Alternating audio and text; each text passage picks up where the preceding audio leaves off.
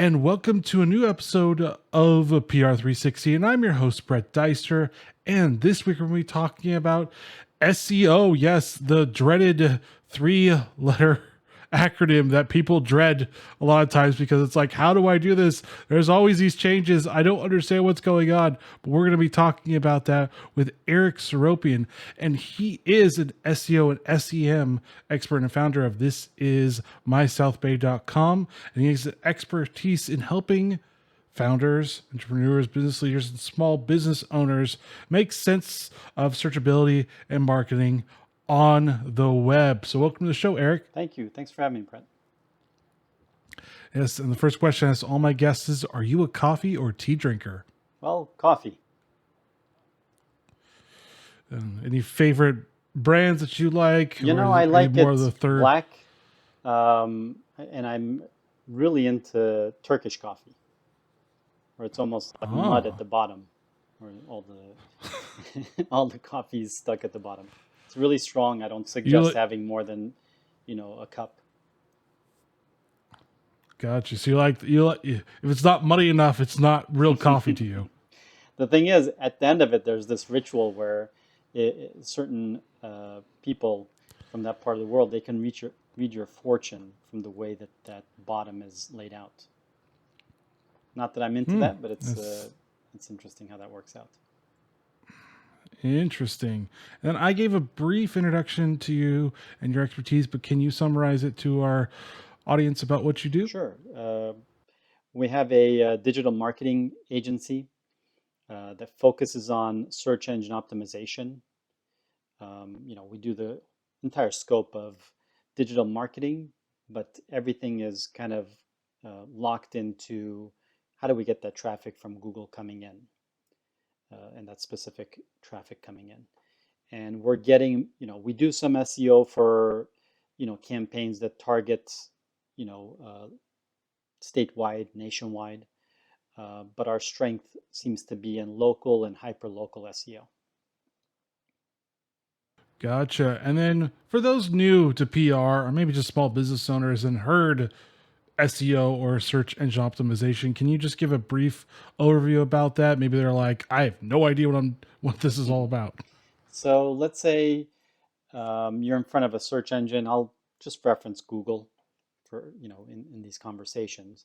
So if you're sitting in front of your computer or on your cell phone and you have the search box for Google, you type in something that you're looking for, pizza or car repair or whatever. And you have the search engine results page that comes up. Generally, the top 2 or 3 are, it'll designate it as sponsored. And then you have the bottom 2 or 3 search results that come up that are sponsored.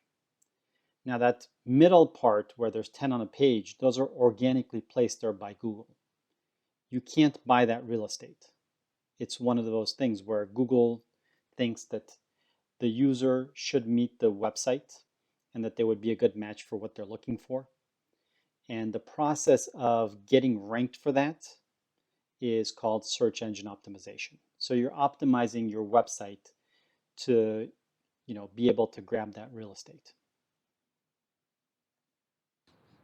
Gotcha. And then going a little bit more, what are the differences between, because there's so for like Google Analytics, there's like tracking, I guess, numbers or the UA or whatever, but there's a new one called GA4. So can you tell a little bit difference between the GA4 and the previous version of it? Absolutely. We're just getting into using GA4. So it's going to be live July 2023 for everybody.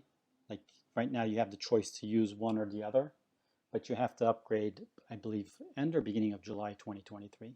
So we've just updated, a handful of our clients. We're testing it out. Basically, the gist of it is that Google Analytics is trying to deliver, the best data that it can deliver.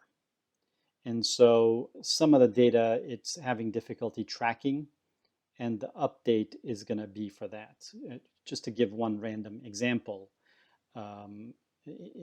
let's say, for instance, I search for something on Google, I go to the website, I bookmark it, and then I go back a week later, I run into, a lookalike campaign on Facebook or, Google Ads retargeting or whatever, and I click from there and I go to the same website and I book an appointment or I purchase the product or whatever. Google is having difficulty right now figuring out who to give that conversion to. Does it give it to Facebook? Does it give it to Google retargeting? Does it give it originally to Google organic, etc.? So it's going to give a better uh, you know customer journey. So as a marketer, you're not going to you're going to see some more in-depth data, which is going to, as marketers, as business owners, that's going to help us make better business decisions. Gotcha. And then does it combine the mobile and the web with it together for the GA4? Because it was separate. It's usually separated. You have to do one for mobile, one for web. So does this help, like, I guess, unify that data too? The data, yeah, you're gonna be able to see where the conversions came in from. A lot of times, for your audience, you want to be able to track conversions. So whether it's a download, whether it's a phone call, a form fill, somebody asked a question on your website chat, subscribe to an email, whatever you consider designate as a conversion. And so the upgrade in Google Analytics is going to be addressing that because they're having some competitors come into the marketplace that are doing some of these things already on some level, and so they figure, Google is the big boy in town, so they're like giving it away for free. Google Analytics has been free. There are some things that you can get for upgrades, but for most small businesses to mid-sized businesses, the free version works just fine. And then we talked a little bit about the future with GA4, but what has changed with SEO in the past year? Because I mean, we could even say the past 3 months because it seems like it's always shifting and changing. So, in my opinion, the secret to Google's success is that it's very user-centric, as opposed to other companies and other search engines before them. They were more advertiser-centric. And so they're trying to make sure that their first thing that they want to focus in on is user experience being top-notch.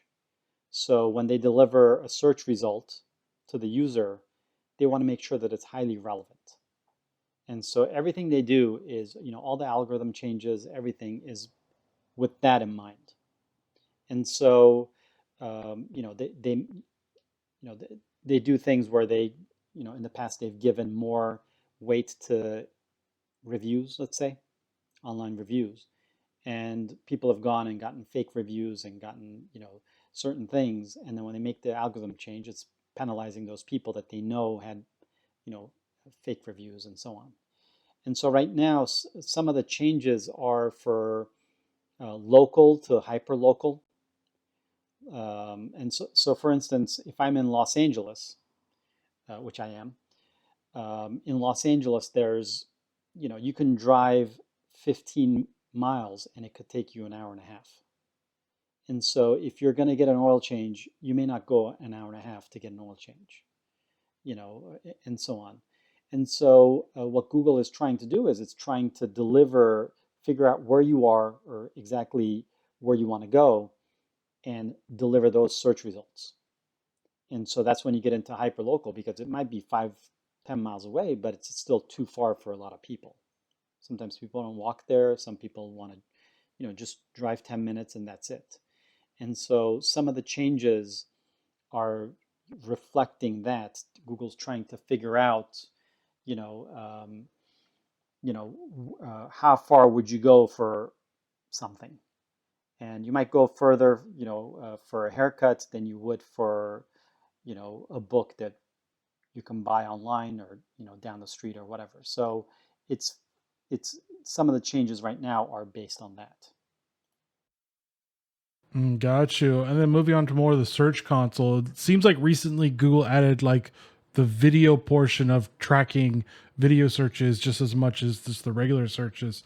So what does this mean for PR pros? Should they care just as much now about video searches as they do with just the regular search is as well? Are we going to be seeing more video searches coming up and rising to become more important with Google Analytics and everything? What's all that about? That's a good, that's a great question. So I feel like video right now, what's happening with video is what was happening some years back with mobile, where people were searching more with their phones. And right now it's overtaken tablet and desktop, mobile has.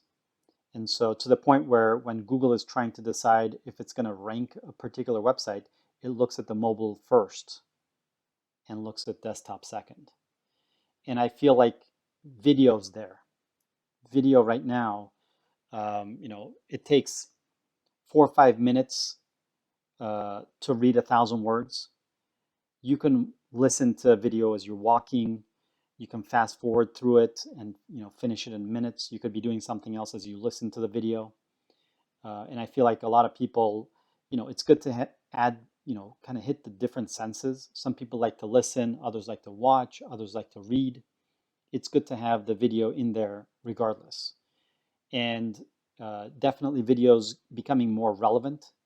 It's great for SEO for a couple of reasons. One is it helps with conversions. So if you have somebody on your website and they look at your product and they read it and there's some pictures and there's a small, like a minute video or 2 minutes video on how to use the product, that helps your conversion. It helps with your time on site, which is a big thing for SEO. The longer somebody stays on your page, stays on your site, that indicates to Google that the right audience, the right user is on your website. And so I think that video is booming right now, and it's going to just continue to go. It's going to, as far as I could see, it's going to continue to go.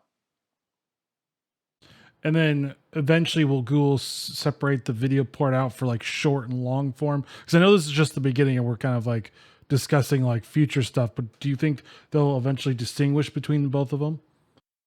I would think there's a lot of data on video, and sometimes, it's something long like a video like this where it could be like a 1 hour discussion type of a video. There are podcasts, they speak for hours at a time. And then there are other videos where it's, 30 seconds on, how to, or, intro video or about us video or something. So I think that there eventually, I don't know the time frame, but eventually that needs to be segmented out, definitely. Because if they listen to a 1 minute video of yours, it's different than if they listen to a 2 hour video of yours, obviously. And you're going to get all kinds of different data with that. And if someone listens to your uh, entire podcast or your entire video for an hour, Google's going to reward that differently than obviously if it's a shorter video. Gotcha. And then for link building, because that's another like topic for SEO and it's an important topic, how can PR pros be effective at that portion of link building? Because I feel like it's still very important to build those links to help with the rankings in the SEO. Absolutely. Link building is one of the things that most people, when they're doing SEO themselves, they just don't do it. It's almost like a trade within a trade. And so you have to think of link building as, let's say, for instance, I have a website and I create a clickable link from my website pointing to your website. So it's almost like a positive review. So the more websites you have pointing to your website, the more authority your website is going to have, the more likely you're going to be to get ranked.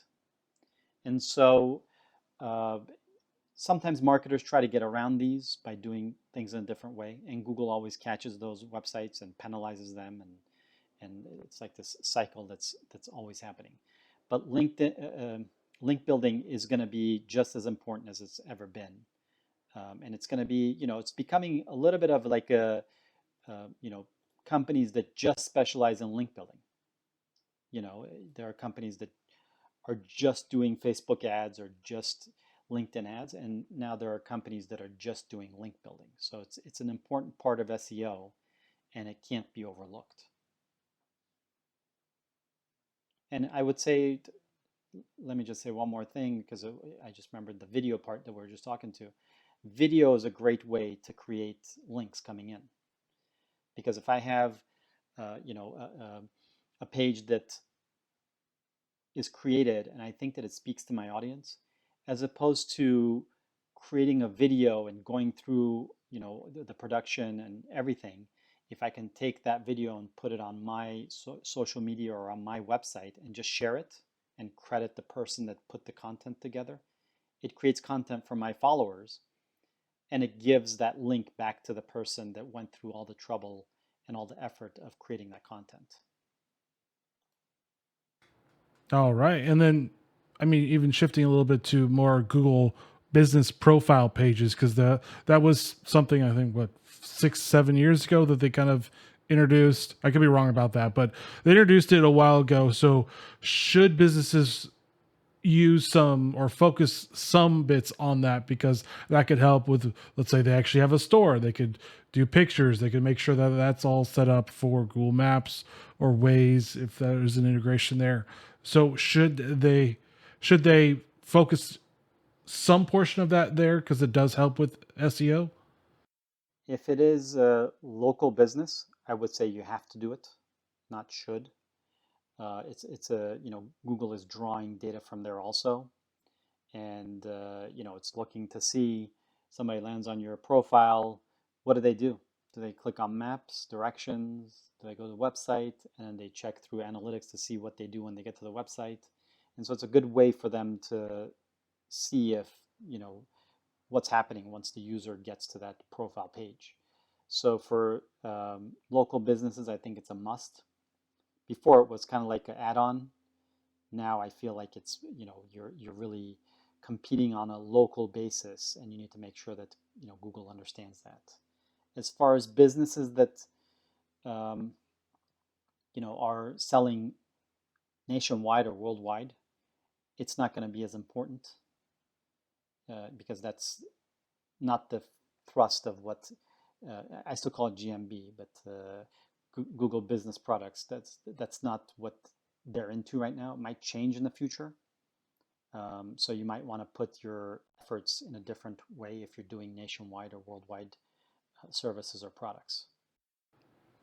Gotcha. And then when talking about cookies has been a hot topic for like Apple and a bunch of different companies to eliminate that and that part of the tracking, because of tracking specifically. So how has that elimination changed the way we look at SEO? Right now we're not seeing we're still doing SEO. It's still, a big part of, new leads coming in for our clients, and, exposure and everything. Um, I don't know what's going to happen in the future. If they decide that there's no tracking or there's no anything, then, we'll see what happens. But I don't think that that's going to happen overnight. And I feel like if those things happen, then apps like Facebook, Google, Bing, etc., platforms, they're going to need to charge a monthly fee for users. And I don't know if we're kind of used to getting these amazing platforms, these things for free. I remember back in the day when Facebook tried to charge, I don't know what it was, some minimal amount, monthly amount, and there was like an uproar. Nobody wanted to pay it. So I'm not sure what's going to happen in the future. Could it be, and this is just more speculation, could the blockchain help with that for like Web3? Because that's another bit eventually down the road. Could blockchain help with the tracking, be anonymous enough where it's not like really focused, but enough where they give you like basics on like who the customer could be? Possibly. It's just, are you going to trust the blockchain? Are you not? It's just, I think in time we'll be able to tell, what happens in tech. It's not like, if something is decided, it doesn't take 10 years, but it doesn't take a month. You can kind of like with GA, with Google Analytics, you could see the changes coming from, I think, 18 months out. So with everything else, we'll be able to see what's going on and adjust accordingly. And then a little bit of a kind of a hot take for you. What do you think of the other SEO companies like Plausible or like Bing Search?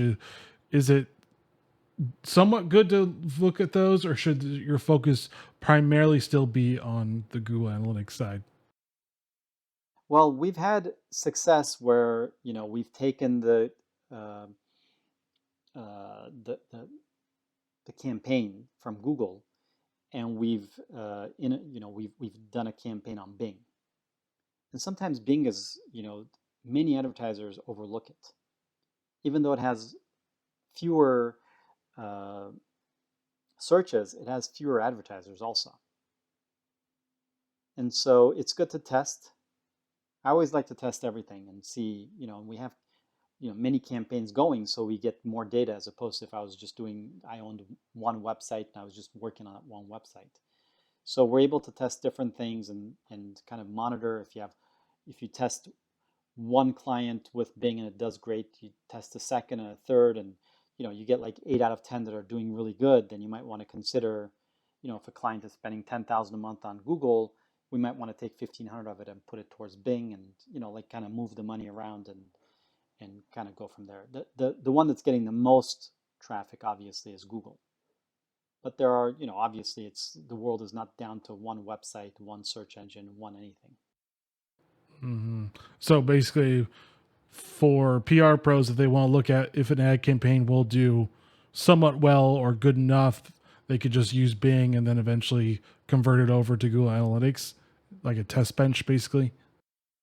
Test it. Always test it. Gotcha. And And sometimes something that's working now possibly isn't going to be working 18 months from now. So it's, digital marketing is kind of a moving target.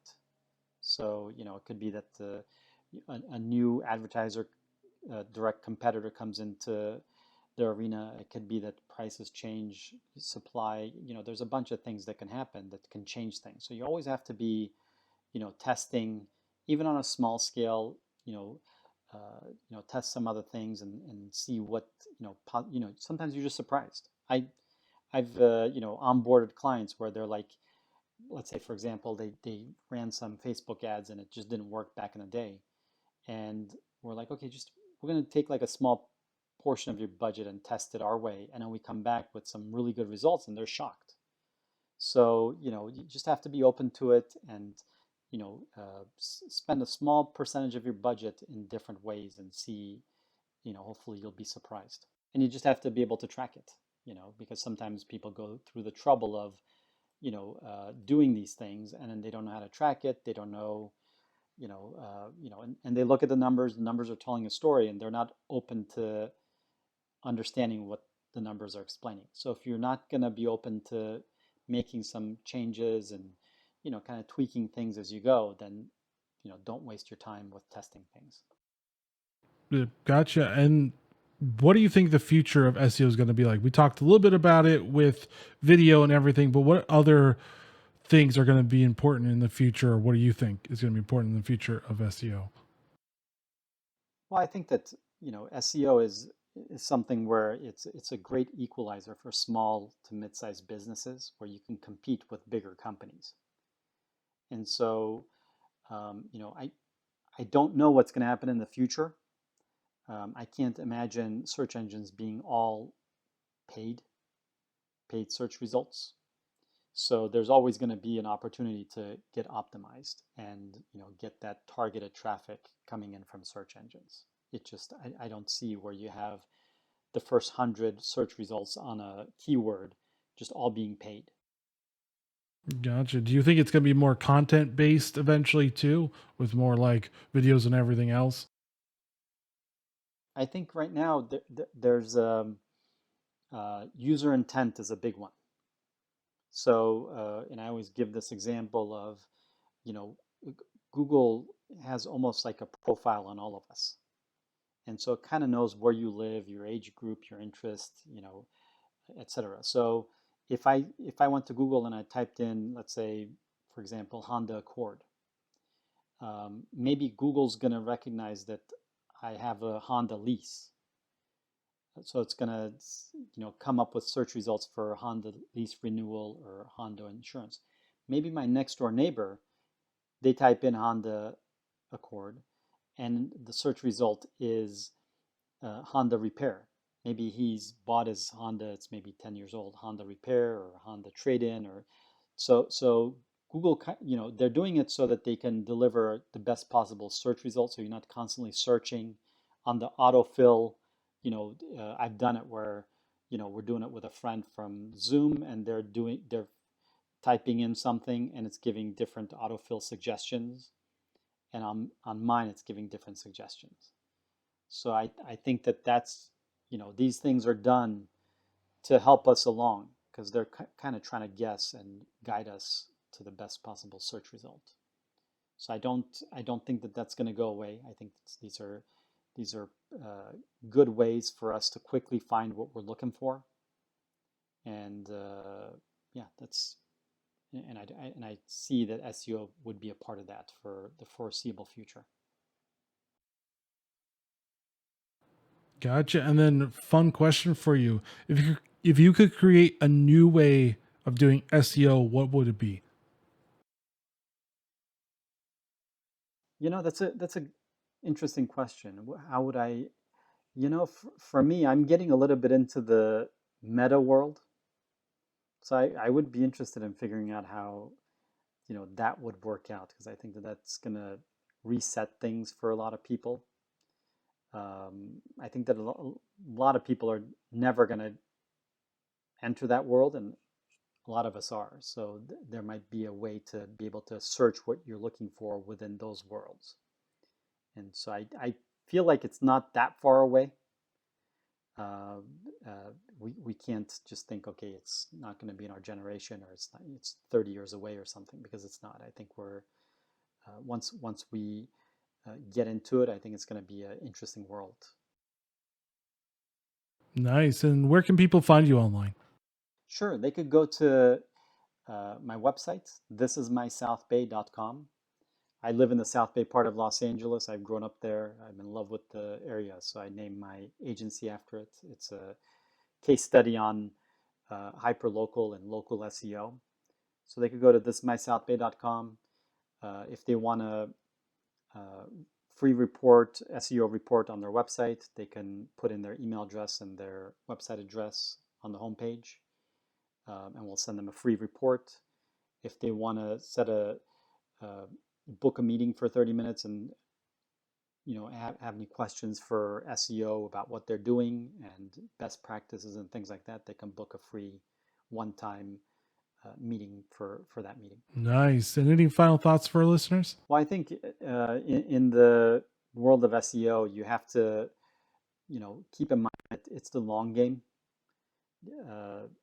Long gone are the days where you can spin up a site on Monday and by Friday start getting traffic from Google and Bing coming in. That's long gone. So you have to, keep doing your marketing, keep doing what you're doing, but understand that you're not going to get Google to just give you traffic, because they already have websites that are ranked for every keyword that you want to rank for. And so the great equalizer is time.